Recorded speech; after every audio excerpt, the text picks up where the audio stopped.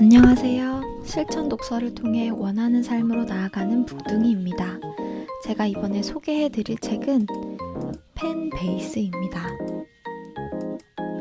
여러분은 여러분의 콘텐츠나 브랜드를 응원해주는 사람이 있나요? 그런 분들이 있으면 정말 감사하고 행복한데요. 이런 마음을 담은 문구가 있어서 먼저 소개해드리고 시작하겠습니다. 전달하려는 정보를 팬이 진심으로 원하며 미소를 받아들여준다면 그것만큼 즐겁고 설레는 일은 없을 것입니다. 그렇다면 이 책에서 말하는 팬은 무엇일까요?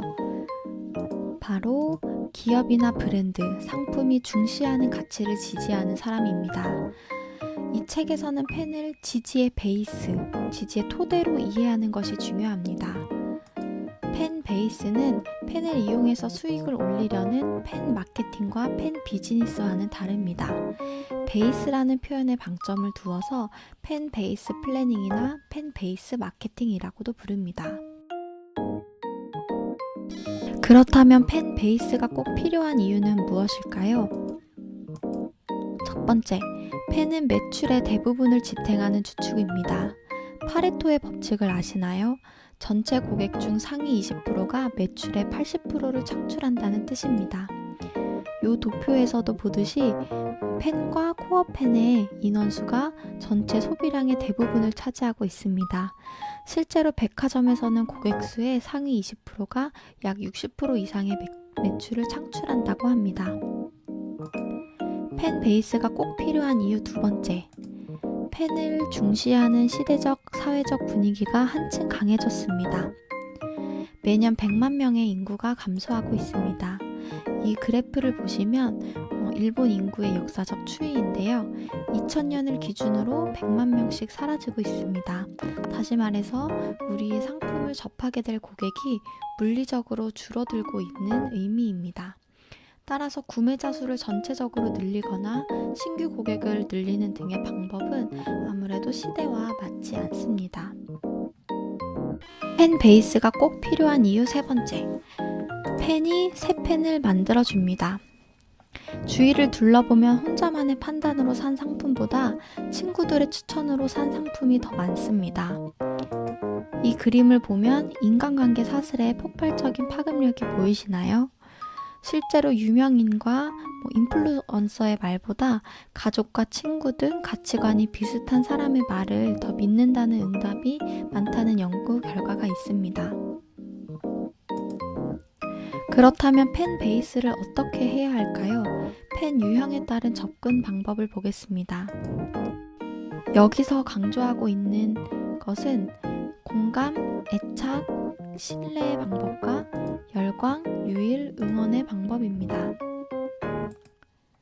팬의 지지를 강화하는 세 가지 방법을 보겠습니다.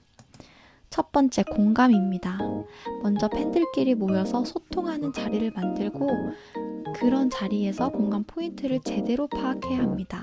단순히 설문조사나 이런 것이 아니고 실제로 그런 소통의 자리를 만들어서 공감하는 것이 무엇인지 파악해야 합니다.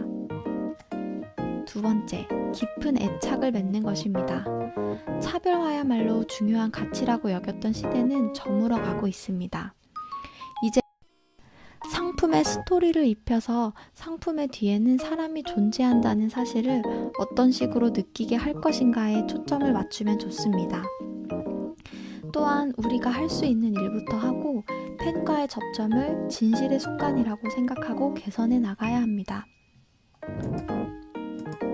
세 번째, 깊은 신뢰를 하는 것입니다. 작은 분노가 쌓이지 않도록 하고 하는 일을 좀 더 친절하고 자세하게 보여줍니다. 콘텐츠 제작 현장도 알면 알수록 내부자들만 알기 아까운 포인트들이 넘쳐납니다. 이제 신규 고객에서 팬으로 만드셨나요?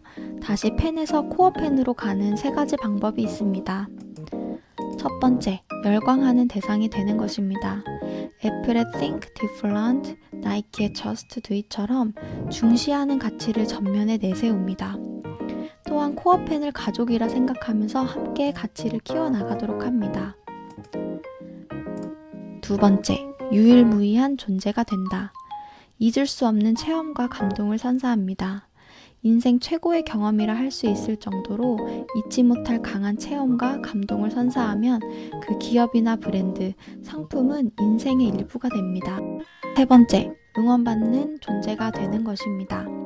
도쿄에 있는 전자제품 전문점 덴카노 야마구치는 주위에 늘어선 대형마트보다 가격이 2배 이상 비싼데도 매출이 크게 늘어 20년 연속 흑자를 기록했습니다.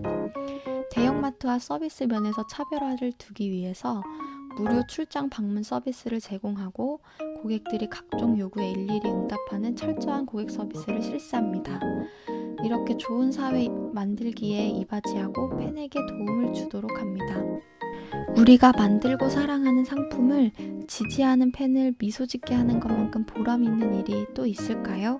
즐겁게 팬 베이스를 만들어갈 실천 포인트 6가지를 소개하겠습니다. 첫 번째, 소소한 시작을 즐겨라. 두 번째, 시간을 들이는 것을 즐겨라. 세 번째, 팬으로 만드는 과정을 즐겨라. 네 번째, 단골을 맞이하는 것을 즐겨라.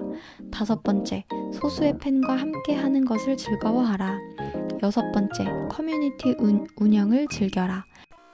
팬을 만들 때는 서두르지 않는 게 좋습니다.